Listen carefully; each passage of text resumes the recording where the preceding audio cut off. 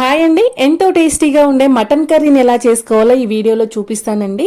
ఈ కర్రీ మనము రైస్తో కానీ, బగారా రైస్ కానీ, చపాతీ, పూరి, జొన్న రొట్టె ఏ దాంతో అయినా కాంబినేషన్గా సూపర్గా ఉంటుందండి. వడలో తీసుకున్నా బాగుంటుంది. దీనికోసం మనము ఒక హాఫ్ కేజీ మటన్ తీసుకొని బాగా వాష్ చేసుకొని పక్కన పెట్టేసుకోండి. మసాలా కోసము ఒక చిన్న రోల్ తీసుకొని అందులో అల్లం, వెల్లుల్లి, కొత్తిమీర, ఒక ఇంచు చెక్క, 2 లవంగాలు తీసుకొని బాగా దంచుకోవాలండి. బాగా నూరుకోండి. ఇలా నాన్ వెజ్ కర్రీస్లోకి మనం ఇలా ఫ్రెష్గా మసాలాని నూరుకుంటే చాలా టేస్టీగా ఉంటుందండి. తర్వాత కర్రీ కోసం మనం ఒక కుక్కర్ పెట్టేసుకొని అందులో 2 స్పూన్స్ ఆయిల్ వేసి ఆయిల్ హీట్ అయిన తర్వాత చెక్క, లవంగం, ఇలాచి, కట్ చేసుకున్నటువంటి ఆనియన్స్, మనం నూరు పెట్టుకున్నటువంటి మసాలాను వేసి బాగా ఫ్రై చేసేసుకోవాలి.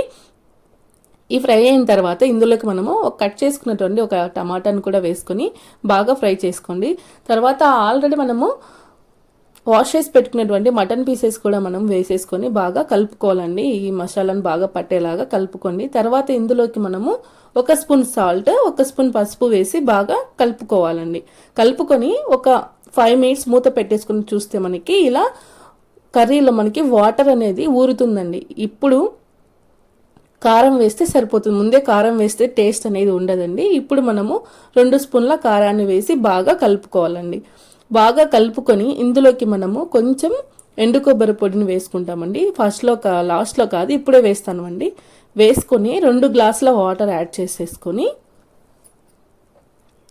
తర్వాత కుక్కర్ మూత పెట్టేసుకొని మనము ఒక 6-7 విజిల్స్ రానిస్తే మనకి కర్రీ బాగా ఇలా ఉడికిపోయి ఉంటుందండి. ఇందులోకి మనము తర్వాత 1 స్పూను ధనియా పౌడర్, 1/2 స్పూను గరం మసాలా వేసి కలుపుకొని లాస్ట్లో కొంచెం కొత్తిమీరని చల్లుకుంటే ఎంతో టేస్టీగా ఉండే మటన్ కర్రీ అనేది రెడీ అండి.